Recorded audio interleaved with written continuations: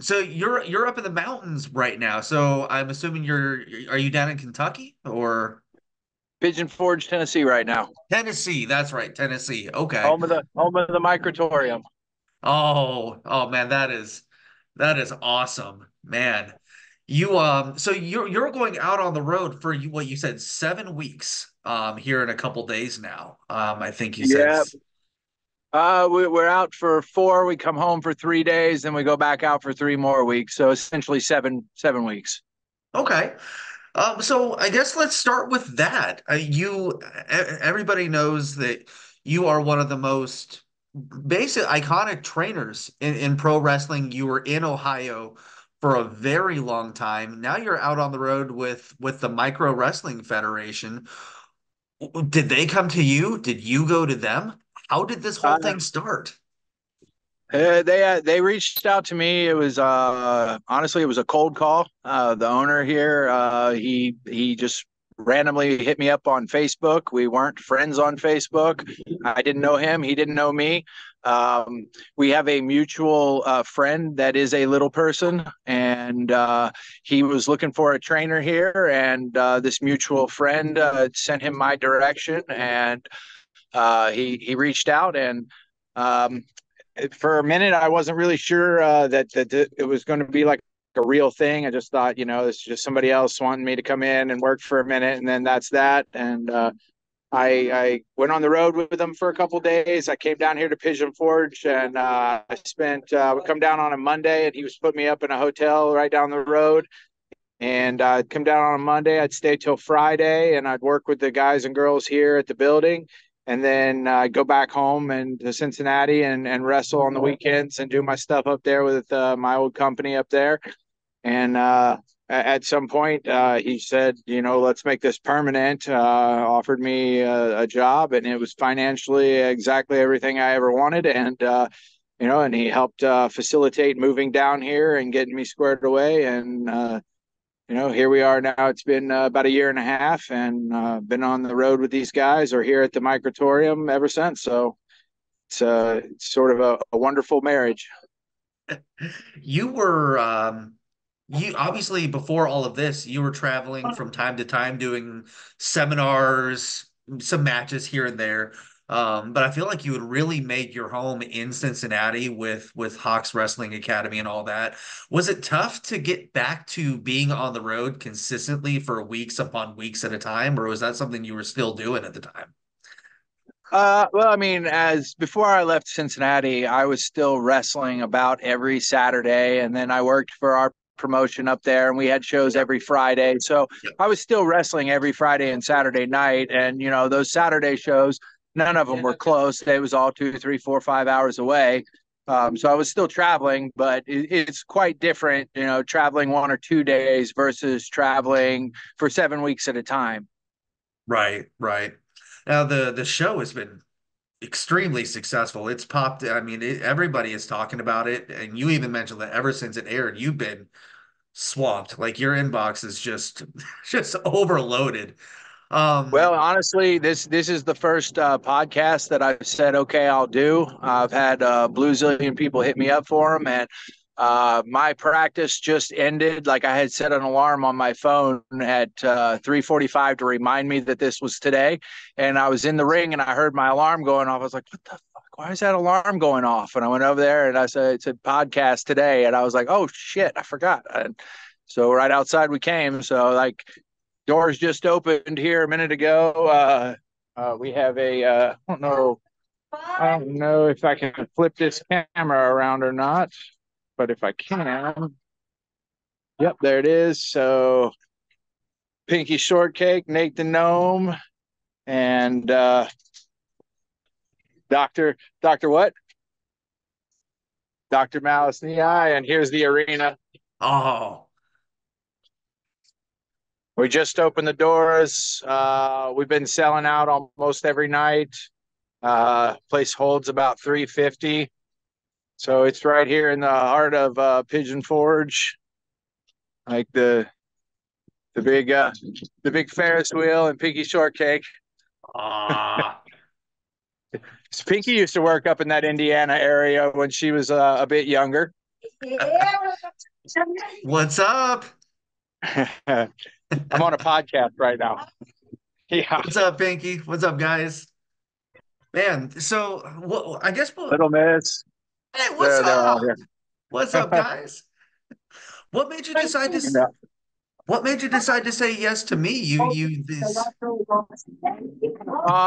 Well, everybody else that's hit me up, like I didn't really know or have some sort of connection to. And when I came out there and worked for you guys over there in Indiana, you guys treated me right. And I remembered your face when I clicked on cool. your profile. I was like, who's this? I clicked on the profile and I remembered your face. And I was like, all right, I remember this dude. And they treated me right out there. So, I'll make sure I like, tell Ron that.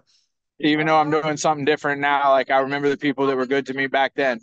That's awesome, man. I appreciate it. I remember when Ron told me you were coming in for that show. I was like, oh, that's really cool that Cody's coming in and doing that.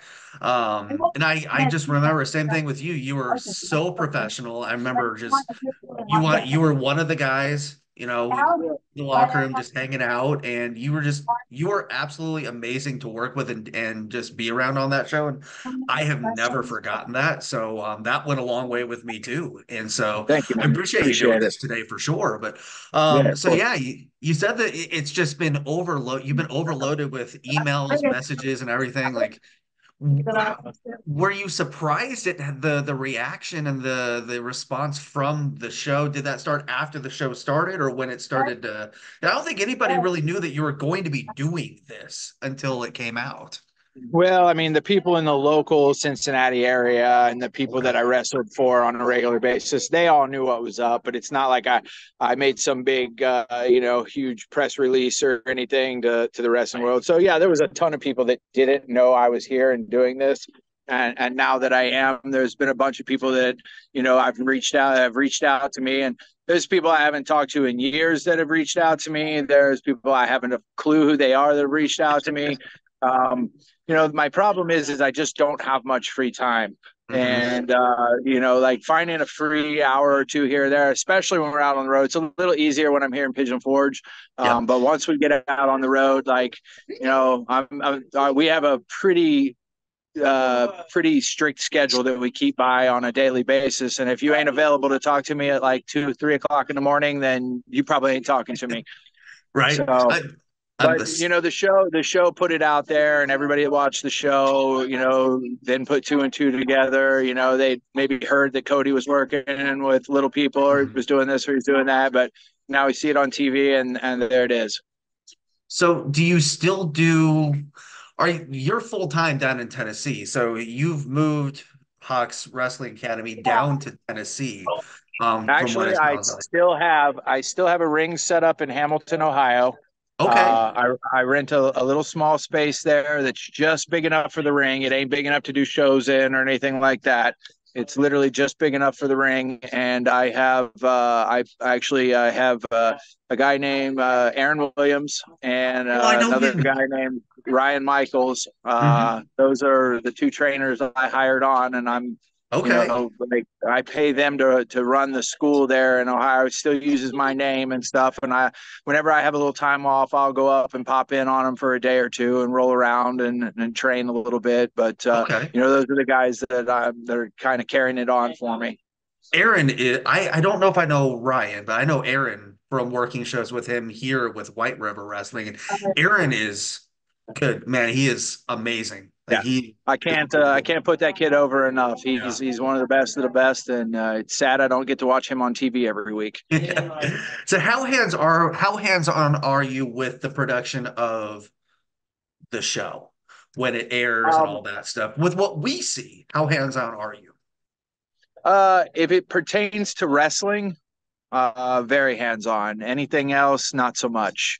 I mean, it was a reality show. Like all reality shows, they come in with their own agenda and their own script.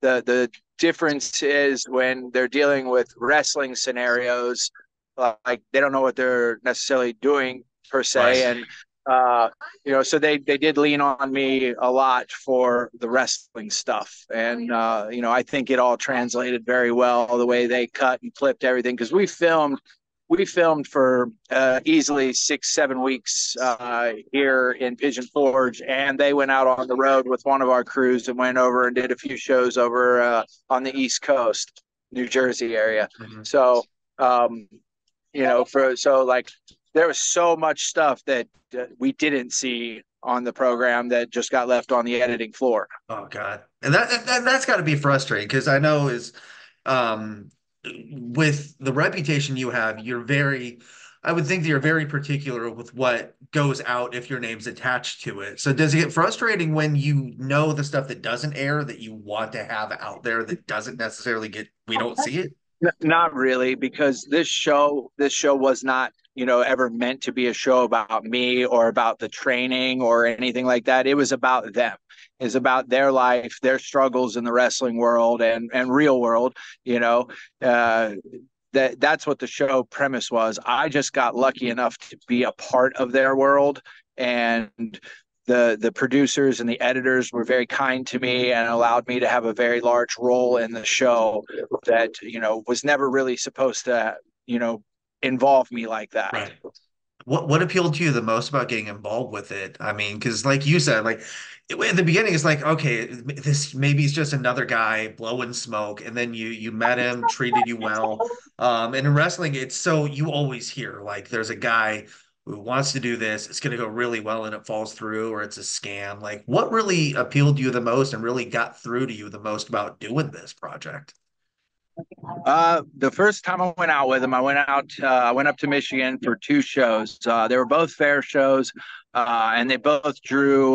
One drew 1,100, and then the second night they drew 2,200. And I was like, "Holy crap! Look at the numbers these guys are drawing." I had asked for. He had asked me, when I went on the road, what I wanted in payment for the 2 days out on the road. And I just told him, what my normal booking fee was for wrestling shows, and so I told him what that was, what I wanted for the 2 days. He picked me up in a 15-person passenger bus, and it was just him and I on the bus. And he picked me up and he handed me a big wad of money, and he said, "Here, this is double what you asked for. I just want you to know I'm serious." And I was like, Wow. okay. So I went and I did these shows. I saw these crowds, how big they were. And I was like, and I watched the guys that were wrestling. And it's like, man, these kids are really good. They have no direction. There's nobody Right. telling them what to do. They're just out there doing whatever the hell they want to do. And so I'm like, man, I could probably do something here. So we got back to town, and he said, okay, next thing I want you to do is I want you to come down here to Pigeon Forge, check out my building. I have two girls down here, Pinky Shortcake and another girl named Little Chola. So I want you to come down here and help these girls put together a match. There's no girl micro match anywhere going on in the world right now. Like, there are just very, very few girl micros. So it's like, oh, let's put this match together. And I came down here. I guess that's why I was coming down here working Monday through Friday with the girls, and then going back home on the weekends. And I did that for several weeks, and he was paying me a pretty significant amount of money and putting me up in a hotel room. And he was here in town, so he was taking me to lunch almost every day. And like, I was like, wow, this is good. And he said, what do you want to do this full time and do this, and just be a trainer? And I was like, I told him what I wanted, and he said, okay, that's fine, no problem. And then I kind of volunteered to go out on the road and drive one of the vehicles because it paid a couple $100 more on top of what I was already getting paid. So I was like, sure, I'll do this. um Nice. I just like, not too terribly long ago, became single again, and I don't have anything really holding me here in Pigeon Right. Forge or anywhere for that matter. I'm just out and about doing my thing on the road. And so, like, it's just, I don't know. It's just like all the puzzle pieces just slowly fell into place, and there they were. And while this isn't exactly what I saw myself doing 10 years ago, Right. uh, it is everything that I could ever ask for in wrestling. I mean, I get to be a part of wrestling. I get to watch wrestling 5 to 7 nights a week, every week. Oh, Uh, I get to coach 5 to 7 days a week, every week. I've been in the year and a half that I've been here, we've been to 36 states that I've been with them on. Like we've done some arena shows where we've drawn in, 2,000 people. Done some fairs where we've had 3,500 people. Like it's just Jeez. amazing. And then this reality show came along, and now we're waiting on to see if we're going to get a season 2 or not of it. And and we've grown since I've been here. I've trained 9 new micros. So our company was Micro One and Micro Two, which was the two different groups. Micro One was always on the road. Micro Two works here at the building, and then did some road shows.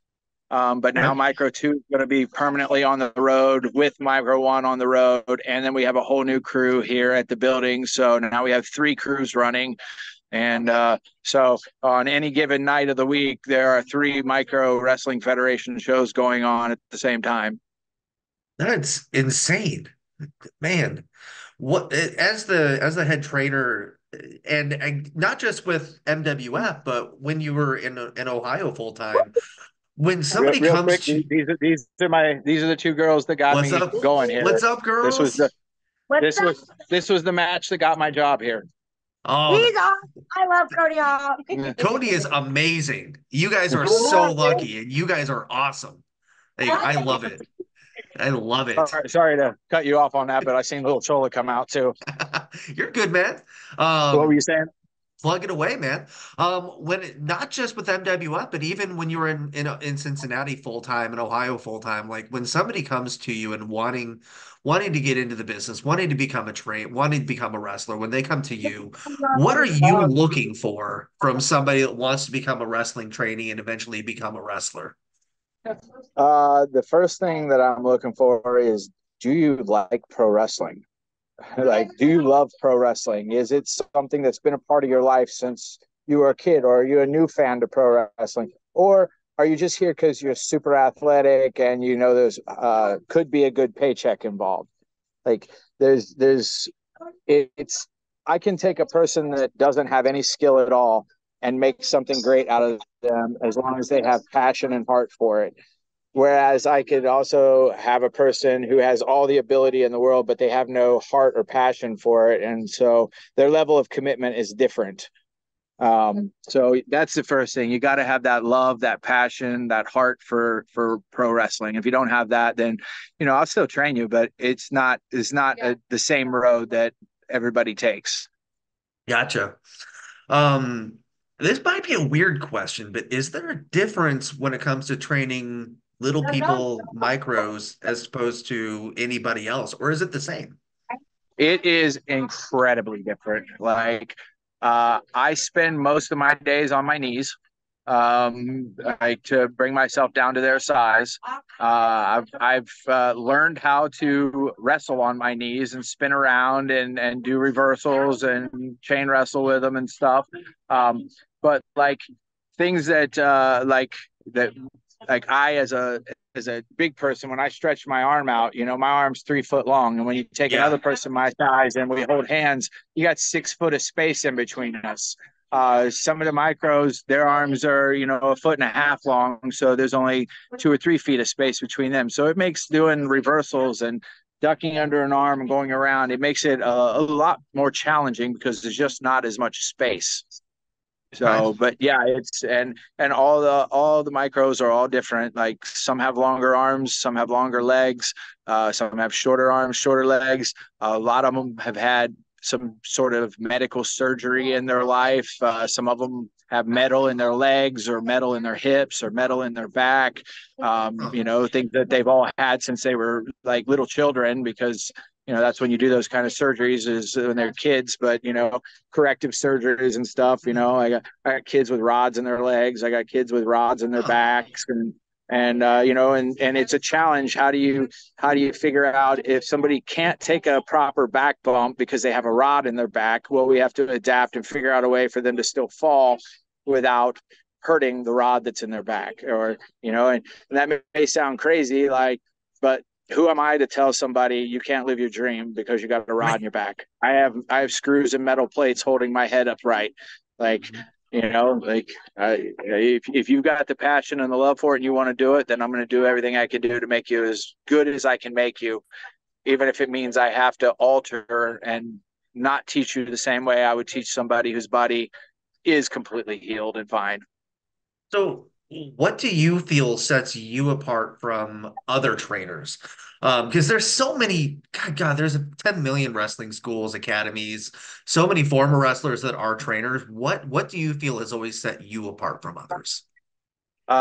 Two things. I'm incredibly patient and I focus on details.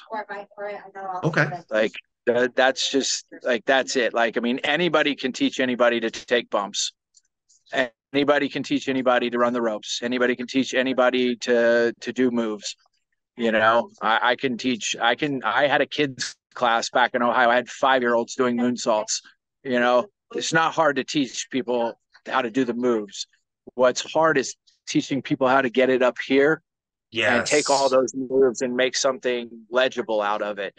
And my attention to detail, that's just like when you write a paragraph out, if it has no punctuation in it, it's a hot mess and it's hard to read. Mhm. But like details, put those periods and commas in your matches and those exclamation points. It's very similar, and pick a direction, tell a story, and stay the course. Like don't uh, don't just do everything you know how to do, because that's just not. We don't have to do that. The Right. micro world is much much different than the independent world. Um, the biggest like on this show here that's running tonight, the biggest bump on this show is a backdrop, Really? and that's it. And some nights they don't even do the backdrop. Some nights the biggest bump is just a suplex, a Huh. standard suplex.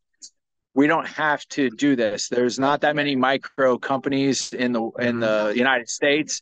There's not that many micro wrestlers, and I don't know. Like they get away with doing a lot less. I've had some independent wrestlers that were my buddies come to shows and watch the shows, and they'll see like somebody will take a hip toss, and 1,000 people jump to their feet for a hip toss, and they're like, "Oh my Right. god! Like I would have to fall off a building and go through a burning truck to get that reaction." And I'm like, Yeah. yeah, like, and that was one thing I noticed right away was the reactions they were getting for the moves. And so I dialed them all back. Hey, let's stop doing all these big, crazy moves that are detrimental to your body. This Yeah. isn't about, uh, you know, uh, being the most awesome wrestler every night. This is about being a great wrestler every night and being able to do it for the next 10 to 15 years and make as much Right. money as you can make. So would you say with the micro wrestling, it's more dependent on the in-match story than the moves?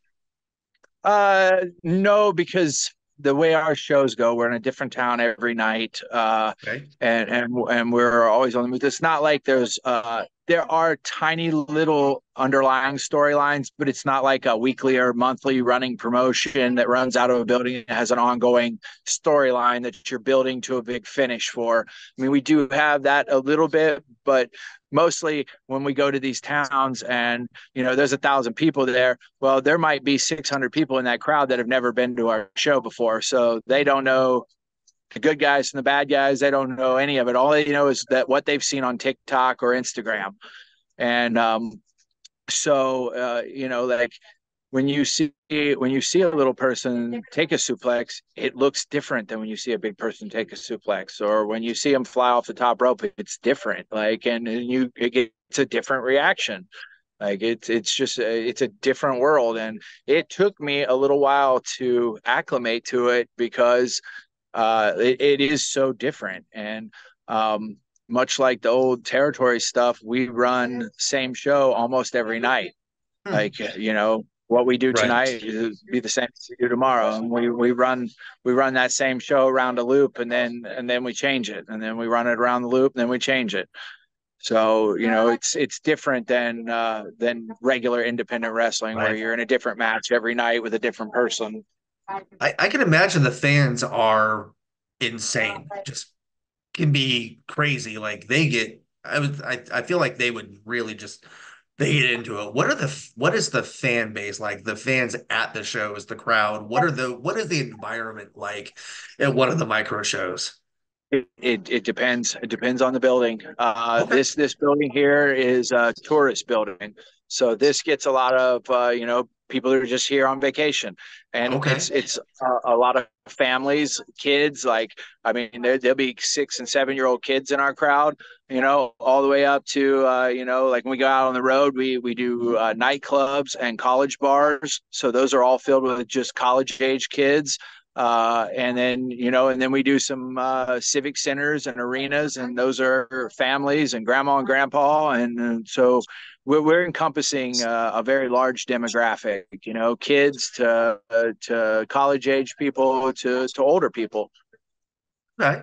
And then you mentioned like what people have seen on like TikTok and stuff. Obviously, like social media, I feel like it's been huge, as well as obviously the reality show. How much is like social media? Because the Micro Wrestling Federation, your guys wrestlers pop up on my Facebook Reels, YouTube Shorts, like really, it seems like. Well, now that your phone has heard you say micro wrestling about 12 times, you're going to see a whole lot more of it, I bet. But This is true. before the TV show, these guys were already drawing big crowds, Mhm. and it's not like they go out and paper the town or hustle tickets like that. That's just not how it goes. All of our advertisement is on social media or our website, or the few flyers that get hung up at the venue that we're going to. Okay. So I would say 90% of our ticket sales come from social media. Okay. So Gotcha. there have been shows, where we'll go to, and it'll be a bar that holds 800 people, and we'll have 750 pre-sale tickets that were bought off the website. Oh So wow. like I know those people are finding that through social media or the website. They're not just going there to buy the tickets. They've been on TikTok or something, and they clicked a link. Right. Gotcha. Going back to yourself as a trainer. I mean, everybody knows the students that you've had that have gone on to bigger, better things. Everyone knows, Moxley, LA Knight, Sami Callihan, Shauna Reed. Was there anything that all of those people had in common when they came in and began training that set them apart from others? Those people all had the highest levels of passion. I mean, I've had plenty of other people that had high levels of passion that didn't get that far. Mhm. So those guys, they were all lucky, and they all caught the right break. Yep. Wrestling's very much of right place, right time, right scenario. You can be the best wrestler on the planet, but if you're not in front of the right eyes, nobody ever knows. Um, Yep. so there's so many other good wrestlers that I trained out there that should have had jobs, but just weren't fortunate enough to get that. But that's it. It was just the level of passion that those guys had. Jon, he had wrestling was just in his blood from a young age. Like before he was ever even a teenager, he loved wrestling. So did Sami. LA Knight, he loved wrestling, but he also loved his body and the way he looked, and taking Oh care of yeah. himself, and being a physical specimen, and he was already a natural, like charismatic kind of person, larger than life personality. So Mhm. and add that to the fact that he loved wrestling as Yeah. well. And you see a lot of that 90s and early 2000s wrestling in him when you watch his Yeah. stuff. you know Yeah. so Yeah, when I saw him debut as Eli Drake in Impact, as soon as he started talking, I knew it was just a matter of time before he was going to be huge. You could just see, like, just with his promos. Um, but one thing I've always wanted to ask you is when you got inducted into the Cauliflower Alley Club, when John inducted you, how special was that for you when you had him induct you, and what did that mean to you? it was important to me. I mean, like John and I, it's not like we're best buddies. I don't talk to him every day or anything. Mhm. We talk a Right. couple times a year maybe. Um, but that was just a simple phone call to him, hey, this is happening, and you've done the best out of all my students. You've made it the farthest. Like, I would really like for you to come do this. And he said, yeah, no problem. I'm there. And then Eli Drake, he was Eli Drake at the time, LA Yeah. Knight. I'd asked him to come too, and he just popped up too. Like, it was really cool to have those two guys come back, because, their free time is very valuable. And to ask them to leave their families for a day or 2 days and come hang out with me and do that, and the fact that they did it, like, that was super cool, super important. And then, just hearing the stuff that Jon had to say when he was up there, because he wouldn't tell me anything he was going to say. He just kept telling me all day, I think you're going to love it, bro. I think you're going to love it, bro. And, and it just so happened that we were sitting there at the table, and at midnight was when his contract expired with WWE. So he was Dean Ambrose up till midnight. And once midnight came, he was no longer Dean Ambrose. He was Jon Moxley. And I was sitting right there with him when he made the okay for the person that runs his Twitter to release that first Twitter post that he ever made Yeah. of the video of him breaking out of jail. Mm-hmm. So it was just Right. kind of cool, that those moments all kind of coincided and all happened at the same time right there, so really cool. If somebody wants to get involved and become a wrestler and get involved with your school in Ohio, how do they go about doing that? There's the Facebook page, Hawks Pro Wrestling Academy. It's on Facebook, or you can reach out to me individually, or Aaron Williams, or Ryan Michaels. Those are the guys that are there locally. But if they reach out to me or to that page, I have somebody that runs that page. And she takes care of all the incoming messages and gets them to the right people, and gets people signed up for class. And the class there, it's $1,500, and there's not really a specific timeline of the training class, but it's roughly Sure. 100 hours. So I mean, like you said, there's no concrete timeline. Is that because it's just different for everybody for how long it takes them to really be ready to graduate from a training yeah, program? yeah. Some people. I mean, I come from a different generation of wrestlers. Even though I thought I was a pretty good wrestler, I was forced to train and be just a referee for 28 months, almost 2.25 years. I wasn't allowed to have my first match. Wow. So, and then when I finally was allowed to have my first match, like you said, it was 28 months later. Like Jon Moxley had his first pro match 3 months after he started training. So, but he was an oddball. Like, he was an anomaly. 3 months. Right. Yeah. I always felt that it took about 6 months to feel like people were at. But I've also had people that have been in my training class for a year or 14, 15, 16 months. And if you're not getting it, I can't give you the green light to go out and put yourself in matches and use my name. Right. Like, I've had people that have left. Hey, you're not going to give me my first match, so I'm going to leave and I'm going to go somewhere else. And I'm like, okay, that's fine. But you do not tell the promoter that you were trained by me. Right. Like, you don't use my name to get you over, because I promise you, most of the promoters are going to text me and ask Yeah. me if I trained you or not. And I'm going to tell them exactly what was up. Yeah, you trained with me. He trained with me. He was here for a little while. He couldn't figure this or that out. And I wouldn't let him have his first match, so he left. Yeah. Yeah. So The person who runs the wrestling company I'm working at full time on Fridays here in Indianapolis, I see that all the time where he'll reach out or somebody will reach out to him, and people don't realize how much promoters and trainers actually really do talk to each other yeah, and communicate with each other. It's that's yeah. one of those things you don't think about. So Yeah, I uh literally just had a promoter from Northern Indiana reach out to me yesterday about a kid. Just, yeah, so it's still happening, right. and I haven't even been up there in a year and a half. Gotcha.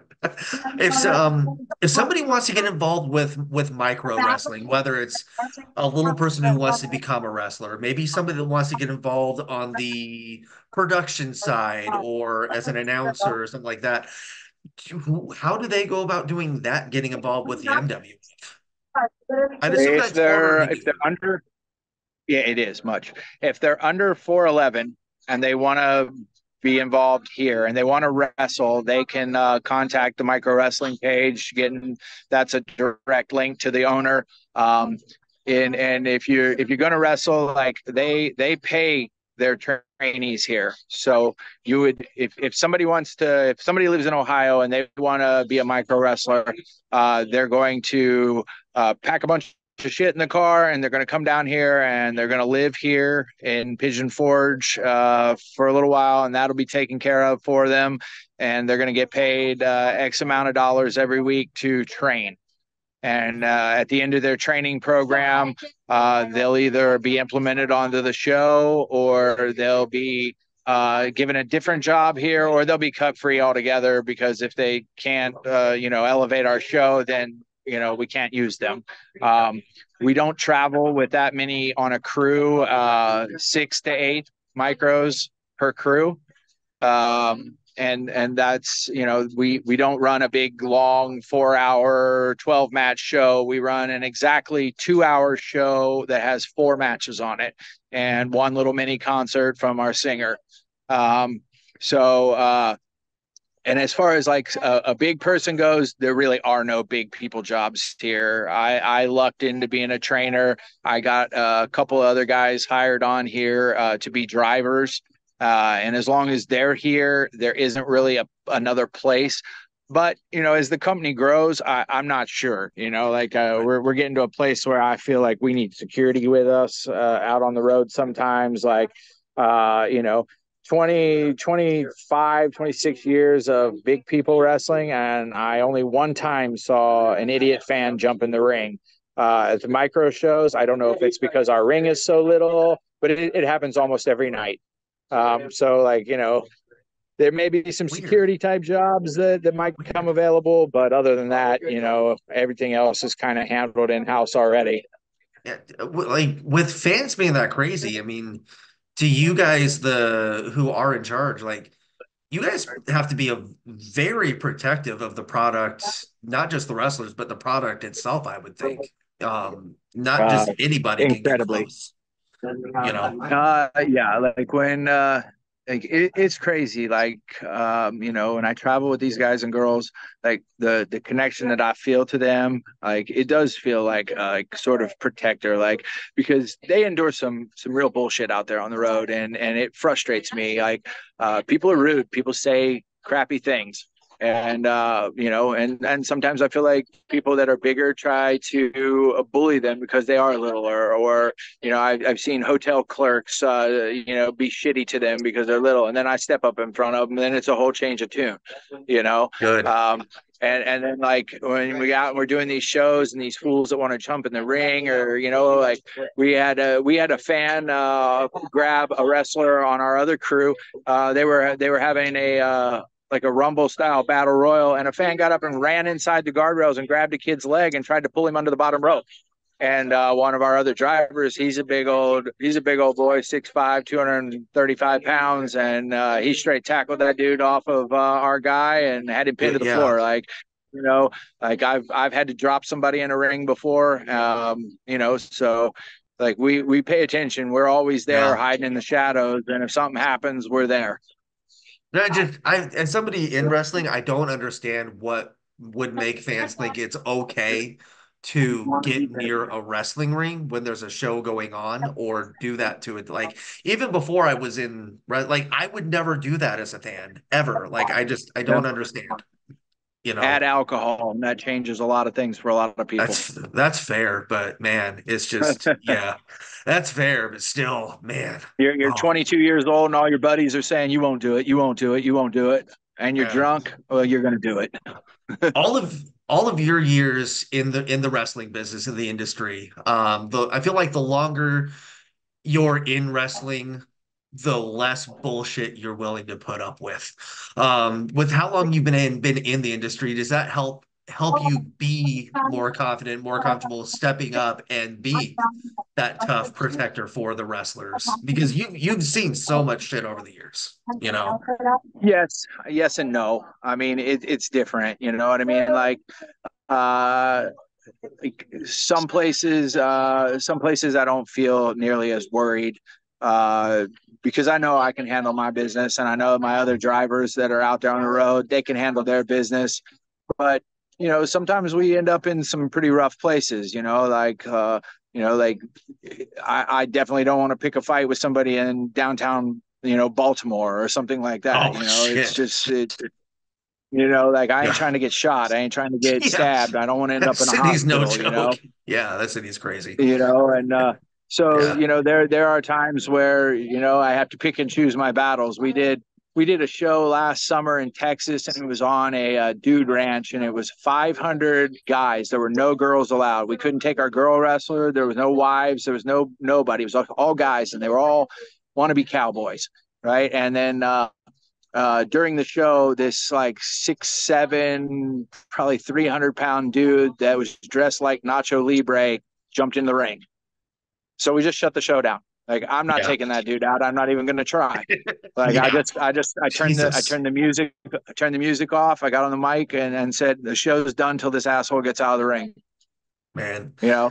And people Oh, started booing, and then he got out of the ring, jeez. So Sometimes that's all it takes. But man, just wrestling fans are like, I love fans, but they can also be a little crazy yeah, sometimes. So I know yeah, that on the show we do, I'm one of the heels, and if I'm out photographing a concert or a basketball game or a football game, one of our fans is there, they're yelling at me there. I'm like, dude, I appreciate it, but like, guys, like, let's not bring it outside of the let's not bring it outside of the show. yeah, I just yeah.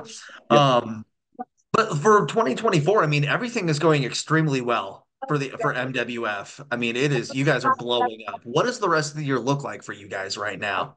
You guys are going on the road here soon. So, Yeah, we're getting ready to leave. We were gone the whole month of February, and a couple days into March, we did 30 shows in 33 days. And we're getting ready to leave. And this tour that we're getting ready to go back out on 7 weeks, I want to say we have 45, 50 shows, something like that. By the time it's all said and done, we'll be close to 300 shows for this particular crew. Each crew is probably going to run somewhere between 250 and 300 shows this year. jeez. There's still shows being added to the calendar every day. Like my schedule is fairly booked up and done till about, I want to say, maybe mid-June, mid-July. Like I don't know what the fall will hold, but it's more of the same. Just we got a good boss here. He sends us to the northern states during the summer, spring, summer, and fall, and then he sends one crew to Texas and one crew to Florida during the winter months. Oh, good. It's usually the opposite, especially with the concert touring that I Yeah, see all the time. Like, why are you touring in Indiana in January? Like, go down south, right, So right. that is awesome, man. Cody, again, thank you for doing this today. Your schedule is insane. I really appreciate you taking this time to do this. I really appreciate it. You've always, the times I've interacted you, one of the most professional people I've ever met in wrestling. I will never ever forget that. So, thank you so much for doing this.